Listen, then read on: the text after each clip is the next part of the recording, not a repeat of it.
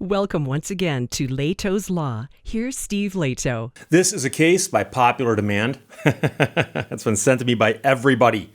But it's for good reason. I did a story a while back about a cheerleader who posted a Snapchat picture and made a comment about her school and her feelings about something that happened to her recently. And other people saw the Snapchat photograph and were perturbed by it. And the school stepped in and punished her for the Snapchat photograph that she had posted. And that case made it to the U.S. Supreme Court. And SCOTUS just ruled on it. So I ran a search, and you can do this too. Just type in Cheerleader Supreme Court, and you will get a whole raft of articles about this, including the opinion itself, which I think is 42 pages long. I was going to originally just read some of that. I realized summarizing that, even if I put a lot of work into really summarizing it, it'd probably still be too long to make a video out of. So I'm going to go with the version by Reuters, which is a news service. Andrew Chung wrote it. Headline, Cheerleader prevails at U.S. Supreme Court in free speech case. Cheerleader prevails. She won 8-1. Yes, someone dissented.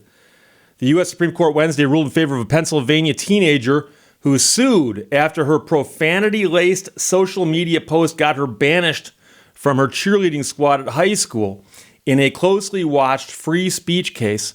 But the Supreme Court declined to outright bar public schools from regulating off-campus speech, because that's what really was the big issue here. It's not something she said at school. It's something she said about school while she was not at school. And so children have got lives outside of school, right? And so the question is, how much of their life is regulated by the school legally? The justices ruled 8-1 that the punishment that the school district officials gave the plaintiff for her social media post violated her free speech rights under the U.S. Constitution's First Amendment. Now, that was a social media post that she made on Snapchat. The plaintiff's name is Brandy Levy. Now, in all of the pleadings and the paperwork, she's described as BL, the initials BL, because when she did this, she was a minor.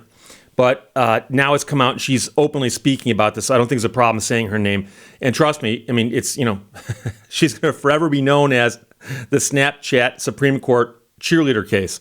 So that's hers. And I suspect she's going to own that, as they say. Stephen Breyer wrote the opinion. And again, like I said, it's 8-1. And the case involved the free speech rights of America's roughly 50 million public school students in this modern internet and social media era. Many schools and educators have argued that their ability to curb bullying, threats, cheating, and harassment should not be limited to school grounds because much of this happens online. And so the Supreme Court, when they're asked a question such as this, should this young lady have been suspended for something she posted when she was not at school, they can answer the very narrow question and say, with respect to her, yes or no. The question is, will they create a broad rule, a broad framework that future courts can follow? And the Supreme Court often doesn't do that. And people say, why not? Well, it's because sometimes these things are driven by the facts. And so what happens next time when someone makes a Snapchat post while they're on school grounds, but not during school hours, or during school hours, but not on school grounds? Or, and so there's all these different variations. And so to try to anticipate each and every one of them would probably be futile, as I like to say, overpronouncing the second syllable. But that's just the Supreme Court for you. So the justices preserve the authority of public schools to sometimes regulate speech that occurs away from campus, but they declined to endorse a lower court decision that found that the First Amendment guarantee of free speech prohibited punishing students for what they say off campus. So they left that door open. The school's regulatory interests remain significant in some off-campus circumstances, the majority opinion says. Breyer, writing that, cited some specific behavior that may require schools to act, including things such as bullying or harassment, threats aimed at teachers or other students, and rule breaking. So as you can imagine, if some student is sitting at home, not on school grounds, not during school hours, and is threatening teachers outright, just saying, threatening the teachers or threatening other students, you can't say, well, it's free speech. He's at home. It's not during school hours. Nothing we can do about that. That might be something they should take a look at. So that's what they're getting at with this. When it comes to political or religious speech that occurs outside school or a school program or activity, the school will have a heavy burden to justify intervention. So there's obviously also those things that are more protected. The ruling left the door open to future cases to better define the scope of that power. Now, in his dissent, Justice Clarence Thomas said that schools historically could discipline students in circumstances like those presented here, and that lower courts will be at a loss in trying to apply the ruling. I'll tell you right now, when I saw this was 8-1, my first question was, who was the one? And I saw this Clarence Thomas, I'm like, wow, that's interesting. I never would have expected that. Never would have expected that. So I went and read his opinion, and I actually found it rather confounding, because he basically says that although the First Amendment says what it does, historically, schools have been allowed to punish students for what they do off campus. So historically. And I was a little surprised that Clarence Thomas was taking the position that we go off what history says as opposed to what the Constitution says, but I'm not going to go there right now. The big quote here in all caps is, I was frustrated. I was frustrated. That would be Levy speaking. She praised the Supreme Court for agreeing that her school went too far when they suspended her, because what had happened was she had tried out for the varsity squad, and they had said, no, you're not varsity material. And then she had posted her Snapchat photograph in response to that. She says, I was frustrated. I was 14 years old, and I expressed my frustration the way teenagers do today. Young people need to have the ability to express themselves without worrying about being punished when they get to school, added Levy, who along with her parents was represented in the case by the American Civil Liberties Union. I'm going to raise one question right now. I'm going to raise the question. I'm still going to move on, because I don't want to sound like the guy who's always saying things were different when I was growing up. I'm not going to say they always were. But when I was growing up and somebody had expressed themselves this way, not on Snapchat, but just publicly, I suspect the parents would have stepped in. Not the school, but the parents. But these are different times in which we live. The school district also welcomed the ruling, calling it an important vindication of schools' authority to protect students and staff and to fulfill schools' education missions. So this is a great example of a school saying, hey, look, we lost, but we embrace it, which is not a bad way to go. Levy's now an 18-year-old college student. She's studying accounting. She was a member of the high school's junior varsity cheerleading squad and tried out near the end of her freshman year for the varsity team. She made her Snapchat post in response to that in May of 2017, 2 days after she didn't succeed at the tryout. On a Saturday at a Cocoa Hut convenience store in Pennsylvania's coal region, she posted a photo of her and a friend raising their middle fingers, adding a caption using the same F word 4 times to voice her displeasure with cheerleading, softball, school, and everything. Life, the universe, and everything. Cheerleading, softball, school, and everything. Levy's photo was visible for 24 hours on Snapchat, along with another post questioning a younger girl's selection to the varsity squad. Now, that, believe it or not, I think is something that you'd raise the eyebrow at, see? Because it's one thing for her to criticize the school or the cheerleading administration or coach or whatever that is, but to actually criticize another student and go, how come she got on and I didn't get on? Now you're singling out a fellow student. And I think there might be an issue there, but I'm not saying it's not constitutionally protected. I'm just saying of the things that she did, that would actually caught my attention. Some cheerleaders and students chafed at the posts, and the controversy disrupted classes, according to court papers. As punishment, the high school coaches kicked her off the cheerleading squad for a year. So that's the issue here, is that she made the post and they kicked her off the squad. So the case focused upon a 1969 Supreme Court precedent known as Tinker versus Des Moines Independent Community School District that let public schools punish student speech when it would substantially disrupt a school community. At issue was whether that authority extended beyond what they call the schoolhouse gates. So is the community always going to be on the grounds during school hours?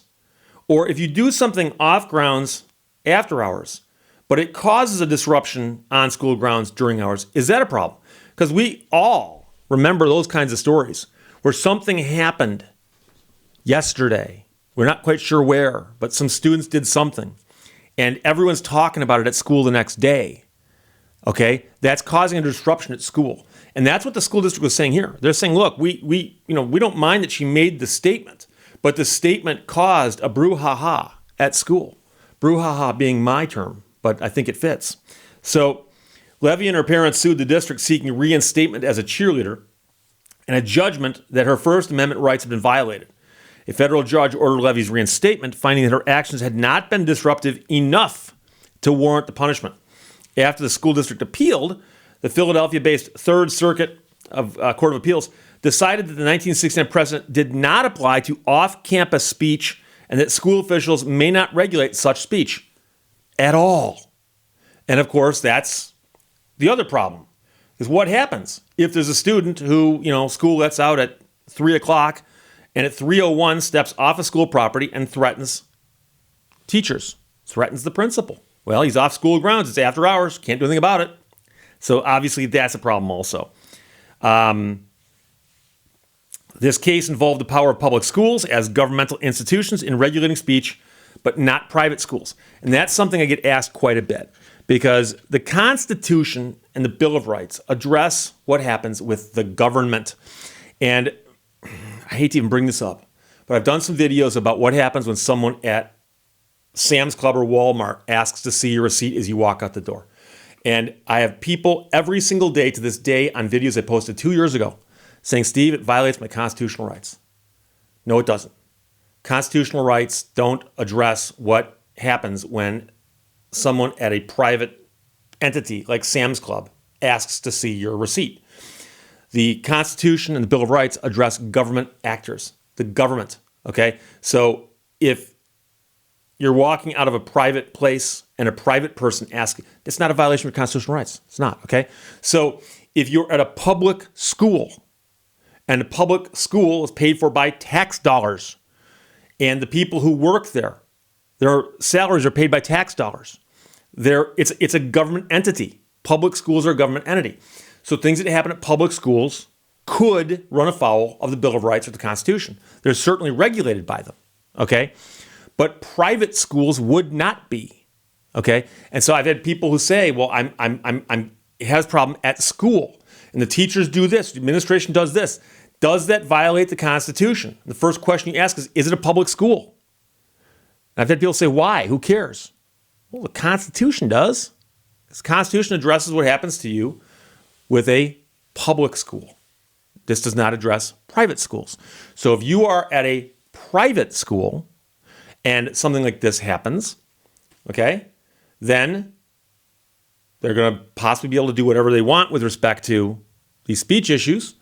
And when you get upset by it, someone's going to say, gee, your remedy is leave the school and go back to public schools. Because there you'll have the protections you need, if that's what you're looking for. But this does not regulate private schools. This is a public school issue. So it's an interesting case. I think most people thought it was going to go this way. I thought it was going to be a 9-0. But 8-1, and like I said, I never would have expected Clarence Thomas to be the one who was dissenting. But, again, Clarence Thomas is an interesting jurist, and I read his opinion, and I found parts of it surprising as well. But, like I said, they came down in her favor. Brandy Levy, they came down in her favor. She was perfectly fine to say what she did, when she said it, where she said it. But the Supreme Court did not come out and lay out the exact framework for what we can know going forward. Generally speaking, expressing opinions off campus after hours, you're fine all day long.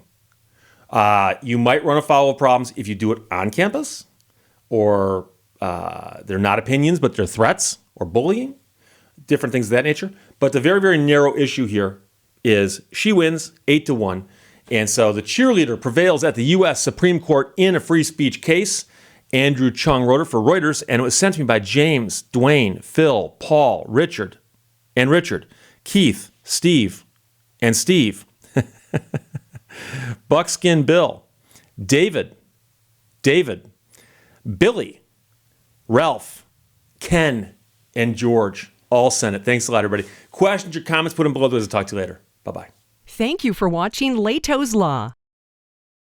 What did Snow White say when she came out of the photo booth? Someday my prince will come.